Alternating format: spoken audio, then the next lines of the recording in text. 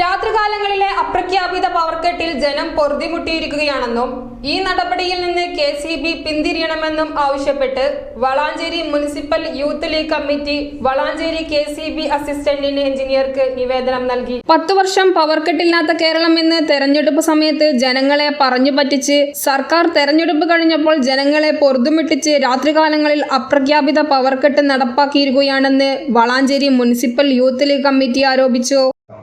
Tower ലൈനിന്റെ ചൂട് കൂടുന്നതിനനുസരിച്ച് എന്താ വെച്ചിട്ട് റെസിസ്റ്റിവിറ്റി കൂടും.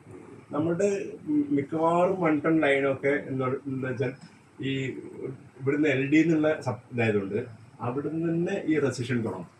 അപ്പോൾ ആ സമയത്ത് നമുക്ക് എന്താ പറയുക, സബ്സ്റ്റേഷനുകളിൽ ലോഡാവും. നമ്മുടെ ട്രാൻസ്ഫോമറുകൾ തന്നെ ഇപ്പോൾ ഫുള്ളി ലോഡാണ്.